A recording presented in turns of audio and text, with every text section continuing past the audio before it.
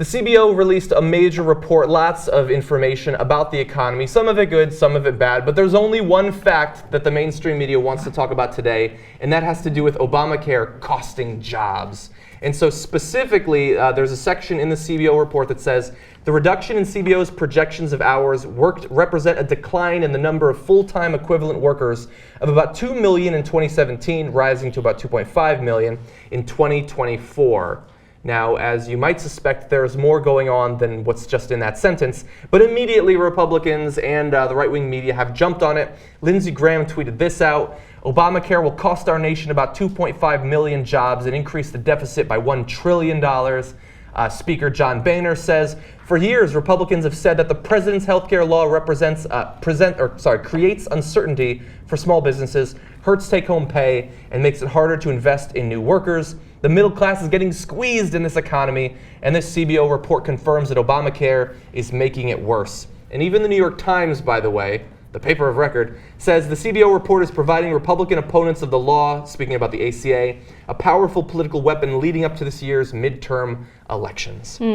Now, unfortunately for those Republicans, or actually they probably don't give a damn, but if you care about the truth, it's not actually costing those jobs. What's really happening is that under Obamacare, the number of hours worked would decrease by about 1.5 to 2% during that time frame, and those lost hours were then translated into the equivalent of 2.5 million jobs. The jobs are not lost. People are willingly choosing to work fewer hours, either in a job that they retain or leaving a job that they were basically job locked into because they wanted to retain their health insurance. Now the ACA is freeing them up from that. Yeah, so 2 points about that. I find it really interesting that Republicans are so against the Affordable Care Act, and they're trying to make this point, especially because Republicans will make the argument that a person should have the ability to leave a job in order to find something that better suits them and not feel pressure to stay at one place because it provides health insurance. Now that all employers will have to provide some form of health insurance to its employees, full-time employees, well, now all of a sudden you have a little more flexibility. You're not stuck doing something that you dislike because you can go somewhere where you feel like you're treated with more respect, or you're doing something that you like more, whatever the reason is. And that flexibility is so important. Republicans used to say that they were in favor of that. What happened? Now all of a sudden, we've got some of those that we're going to read. So now all of a sudden things are a little different. Another thing that I will say is, look, I read that CBO report, and it's tricky, right? And the thing is, anyone can use statistics and twist it in a way where it'll suit their agenda, and they can use it for their objectives. But like, you read that and it is a little tricky, right? Like, I'm like, wait, what does that mean? Does it mean we're going to lose 2 million jobs? Well, so let's get some clarity on it then. In fact, we've got Paul Ryan. So we've got a couple of Republicans. Paul Ryan, he has his own objective, but that's not actually in this clip. This clip is him talking to one of the officials at the CBO, and they're going to lay out exactly what the CBO meant when they wrote that in the report. What is your best estimate of the effect that Obamacare will have on the total number hours worked, which is the issue we're talking about? I just want to make sure we accurately understand what it is you're saying.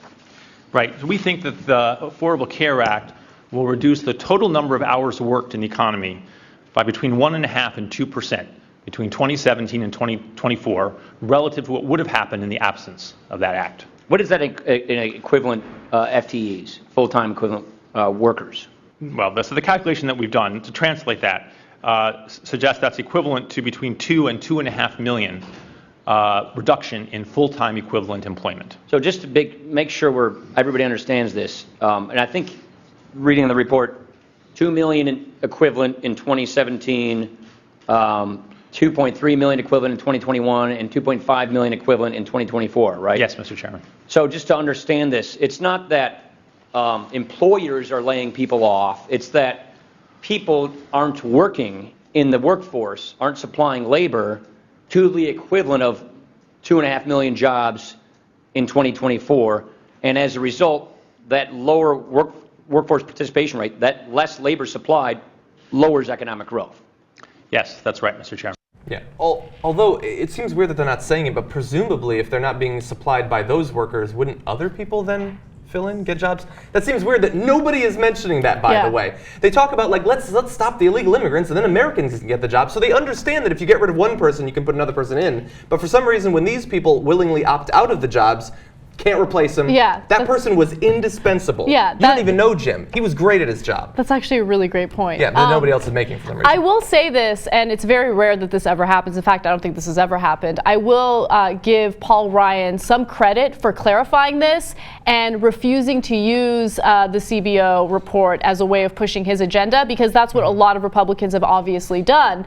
And he took the time to ask a number of questions to clarify it, and I think that that was a really classy thing for him to do. But with that said, he's also, it is a classy thing for him to do, because he could have gone on with the Republican narrative that, you know, the Affordable Care Act is going to cost the U.S. economy 2.5 million jobs. You know, how great does that sound for their party? Even though their party would have been supportive of the Affordable Care Act if a Republican president had proposed it. But anyway, the one thing that I will also say is Ryan then turned around and said, this is where he loses the class. He turned around and said, well, this isn't good news because it means Americans are lazy. Yeah, of right? course. So that's where he loses me. Exactly, that's where he loses me. He's like, oh, they're going to work less. We don't want that. Yeah, those 67-year-olds who are only still working because they need desperately to have their health insurance, who are finally going to be freed from it through the ACA, lazy, okay? Paul Ryan hates elderly people. Consider that come election time. But there's another reason, perhaps, why Paul Ryan is defending this portion of the ACA, and that is because Paul Ryan and many other Republicans have, for a number of years, been advocating for exactly this, liberating people from their employer-provided health care. And so we've got some quotes. Let's start with Paul Ryan, actually. So the key question that ought to be addressed in any healthcare reform legislation, this is years ago, is are we going to continue job lock, or are we going to allow individuals more choice and portability to fit the 21st century workforce? Let's see, we've got, this is under the McCain plan, which links tax breaks directly to individuals instead of to their place of work, very important. Individuals would no longer feel obligated to stay with their employers simply because they need to keep their employer-based health insurance. Huh, fascinating. The Republican nominee, not too long ago, Mitt Romney. I also want individuals to be able to buy insurance, health insurance, on their own, as opposed to only being able to get it on a tax advantage basis through their company. So they've been pushing for this. But apparently, when it actually comes into operation, if they can get some kind of political advantage out of it, they're going to take it. Okay, Republicans are never genuine in their disdain for the Affordable Care Act. What they really hate is that the Obama administration is getting name recognition for something that will be very, very popular. It's becoming more and more popular as more elements of it are being enacted, right? But I mean, this was a Republican plan to begin with, right? In Massachusetts, Republicans hate that Obama is going to get the credit for it. So they're doing everything they can to repeal it or to make it seem like it's worse than it really is. It's a huge handout to private industry, to private companies, right? That's like a Republican's wet dream. So everything that they say against the Affordable Care Act is completely, you know, anything negative is a complete lie. They don't believe it themselves. It's just a political game. And, you know, you look back at what they've said in the past and you realize that.